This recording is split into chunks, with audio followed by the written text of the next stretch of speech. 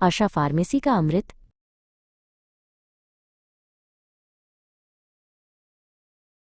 श्रीमती शर्मा अपने घर की मेज पर बैठी थीं। सामने दवाओं की कई शीशियां और पत्ते बिखरे पड़े थे। कौन सी दवा कब लेनी है, ये समझना उनके लिए एक पहेली बन गया था। उनकी आंखों में चिंता और उलझन साफ झलक रही थी। ऐसा लगता था मानो ये दवाइयां उनकी मदद के लिए नहीं बल्कि उन्हें और डराने के लिए आई हों। तभी उनका पोता रोहन कमरे में आया। उसने अपनी दादी की परेशानी देखी और उनका हाथ पकड़कर बोला, दादी आप चिंता मत करो, मैं आपको एक दवा के जादूगर के पास ले चलता हूँ, वो हमारी मदद जरूर करेंगे। श्रीमती शर्मा ने हैरानी से अपने पोते की ओर देखा। रोहन अपनी दादी को आशा फार्मेसी ले आया। दुकान के काउंटर के पीछे एक शांत और मुस्कुराता हुआ चेहरा था, फार्मासिस्ट रजत। उनकी आंखों में एक अजीब सी चमक और आत्मविश्वास था जिसे देखकर किसी को भी सुकून मिल जाता। उन्होंने गर्मजोशी से उनका स्वागत किया।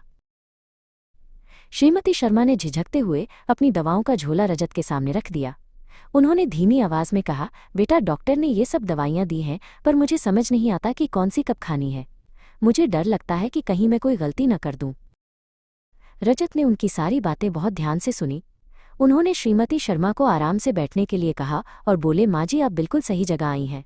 जहाँ दवा है वहाँ फार्मासिस्ट का होना जरूरी है। हम मिलकर इस उलझन को सुलझा लेंगे। रजत ने एक एक दवा को उठाया और बहुत सरल भाषा में समझाया, ये गोली आपके दिल को ताकत देगी, ये वाली आपके रक्तचाप को शांत रखेगी।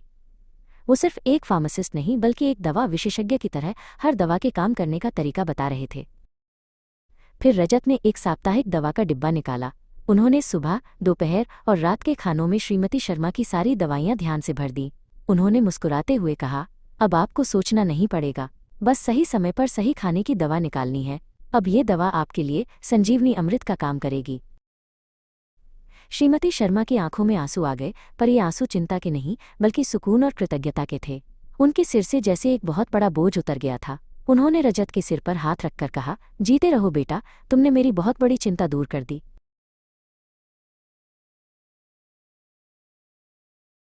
कुछ हफ्ते बाद श्रीमती शर्मा अपने बगीचे में पौधों को पानी दे रही थीं। उनके चेहरे पर अब चिंता की जगह एक नई ऊर्जा और खुशी थी। सही समय पर सही दवा लेने से उनका स्वास्थ्य बहुत सुधर गया था। वो अब पहले से कहीं ज्यादा खुश और सक्रिय महसूस कर रही थीं।